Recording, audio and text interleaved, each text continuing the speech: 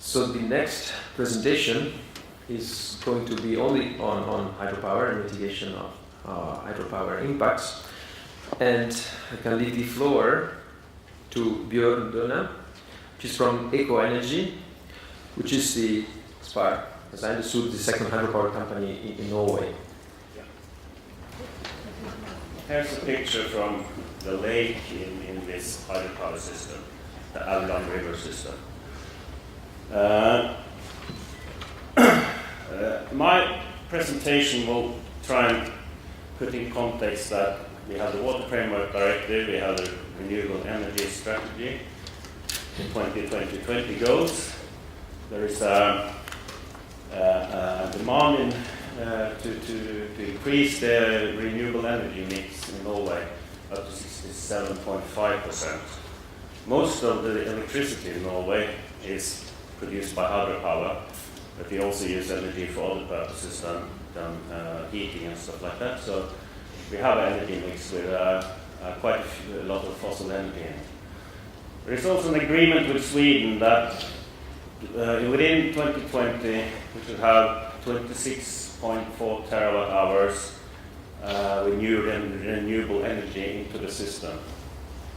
And that means you have to build new plants, either windmills or photovoltaic, maybe not so popular in Norway, could be, but going to be a lot of hydropower, and that's kind of opposing the WFD,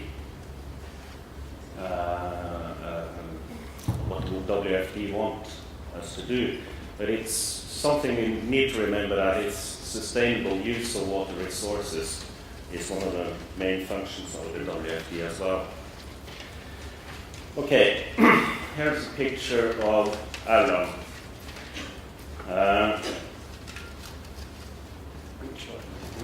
Yeah. Here is the fjord, down here. Here is the Dønnum river. That's the salmon and sea trout river. It used to be a very famous sea trout river, and we're going to make it famous in the future. Here is a lake, the Lake Vassbygvatn, where you saw the picture of all the big sea trouts.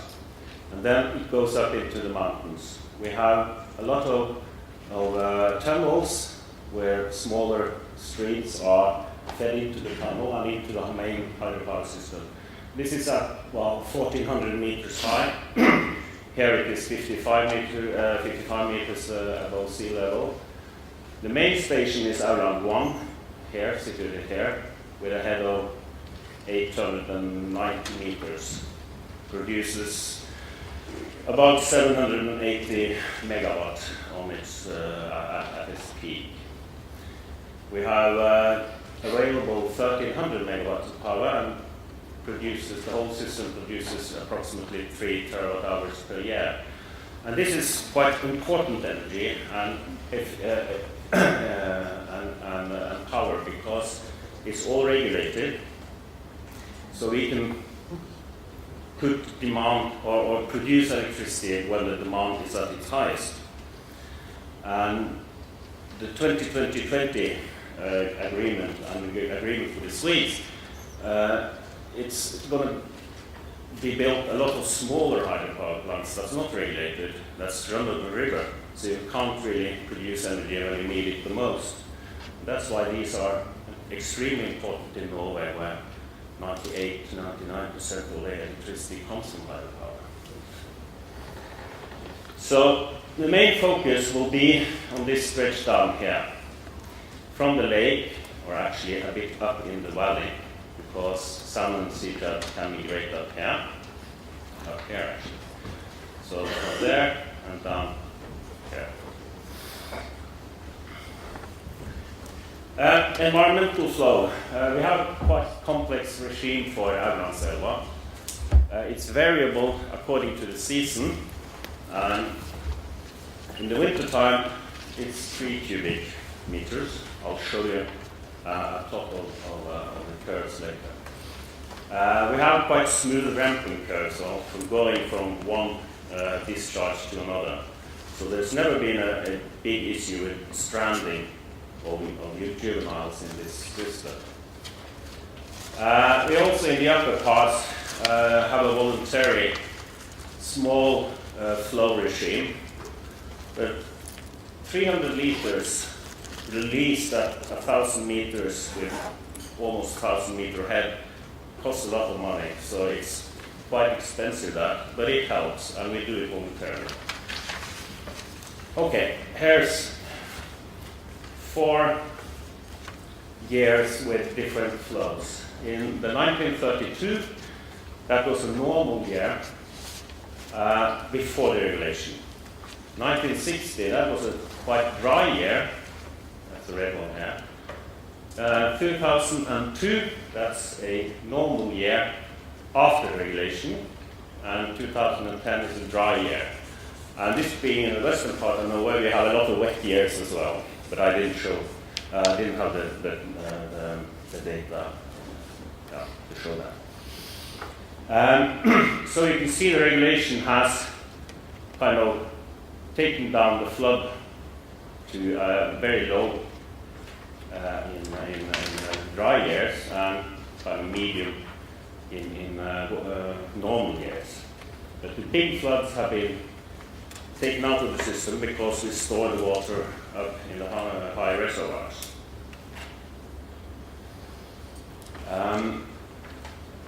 You can see in the winter time, it's nearly impossible to distinguish which year you have here. So here's just from January to April. And we had a kind of big flood in 32, but normally it's very little water. And we have had a lot of research programs in this river, and we tried to define the bottlenecks. And the bottlenecks is mostly connected with winter habitat and the extent of winter habitat, but maybe not so much a problem anyway, because you can see we have a quite stable and at times higher discharge now than you had before the regulation.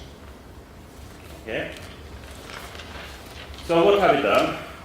We've done a lot of monitoring from the early 90s.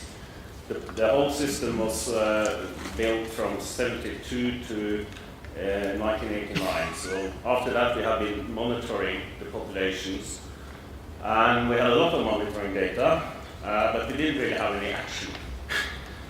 And so people in the company started building some weirs in 1997.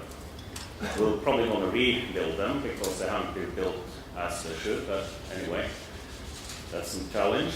You learning by doing, I think that's a mantra for river restoration. We've been reopening side channels to the river. We built a fishway, and that's a very crucial thing. We have added spawning gravel since 2009. That's also a very crucial thing. And we've been harrowing, and I'll explain that later. So the fishway. This is the lake here, the outlet of the lake. This used to be a very important spawning area. Here is a hydraulic weir that goes up in the winter time, and it regulates the lake here. It goes up the minimum and maximum. There's about 1.5 meters of head that we use there. We built the weir in the fishway in 2009-10, and it's here.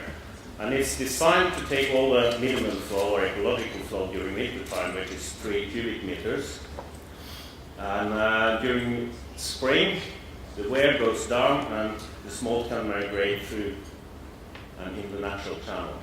Now this fishway was also important because it led us to construct spawning grounds. Here you see the light patches. So we're trying to recreate the spawning grounds that used to be very important and were in this area before. And now we started building it, and it actually works quite well. That's because we now have the current coming here and into the fish paths here. There was a fish path underneath there, but that didn't really work very well. and it didn't create that flow which is so important. And here's a picture of the fish pass. It's a hydraulic fish pass which kind of fluctuates with a level in the lake. Here you can see the hydraulic structure is up. Okay, gravel and cover. Here is the gravel placement. And here is using a big excavator to harrow the bottom, the substrate, to loosen it. Because we've taken out the big floods, it's not geomorphologically active as it used to be. And that is a good measure to try and reinstate some of that geomorphology processes. Some of the side channels, they were also built with quite large weirs, so there's a lot of pools there. The pool habitat is not the preferred one for salmon and sea trout juveniles. So we remodeled them and rebuilt them last year, and they're functioning quite well. I'm really looking forward to see the first results this autumn when we do some electrofishing survey. Here is the spawning gravel, I think. The black one, the black dots, you nearly can't see them, but that was the spawning areas available in 2009, less than 0.1%. And after 3-4 years with adding gravel, we now have about 1.5%. The target is maybe 5% of the area in the river should be spawning areas. So we're working on that. This is the number of eggs per square meter of riverbed, and it goes up and down. That's normal, but mainly it goes in the right direction, and it's quite high in the main river. And this is the upper part above the lake. Well, it will probably take some time before the stock will re-establish itself there. So we're still quite low, but we're working on it. And there's going to be major works this autumn. This is results from the monitoring directly connected to the spawning grounds. And as you can see, it's also in the right direction. Salmon is very, very little salmon in the river, and it's used to be a sea trout river, but we're actually getting some results for the salmon as well. But there are all sorts of other problems with the salmon when they go out to the sea that kind of confounds these results. Okay, the journey ahead. We're going to try and reinstate some of the geomorphological processes. And by getting more gravel into the river, not just placing it where we want it to be, but placing gravel alongside the river to make the floods that can come up to 180 cubic meters per second. So it should actually be quite active and move sediments like this. This is in the upper part where it's still kind of dynamic, so you have a lot of gravel. Well, it's in dry land now, but it's next flood will transport it further down. We're going to start trying to increase the largely debris component of the river. It's been cleared out. It's part of the concession to keep the conveyance of the river channel at its maximum.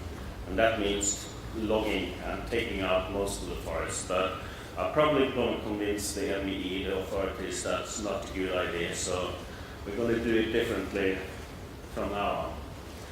We're going to make a lot more cover for the juveniles, because when you've lost the geomorphology processes, the river kind of tightens up and it's like concrete on the bottom. So, and that's not very good cover for the juveniles. So that's where the harrowing part comes in, and also the gravel management. These are connected. But there is also a lot of embankments and riprap modification. That's not our works. It's the public roads authorities that have done a lot. The landowners have done a lot themselves. So we have to work together with them, and we're starting a model exercise now to see where we can have the most effect of that. And also, the fishermen, they built about 110 or 120 groins in the river of flow deflectors. And they're also part of the problem there, because they kind of keep the river in a very unnatural state, all these weirs or deflectors. And of course, they're made to make good fishing places. So the fishermen can be kind of annoyed if we just take them out, and that's also where the modeling comes in, to find out which one will go and which one will have to stay. And, yeah. And also there's some small tributaries and side channels that we're also going to use a lot of modeling to try and find out how to deal with them and get the most out of the little water that's still left there. So I'm finished now, and I think that restoration can, in a heavily modified water body, actually work together with a sensible environmental flow regime, and we can achieve both the WFD directive and the renewable energy strategy. So I think it's a very effective tool for combining those two. Thank you.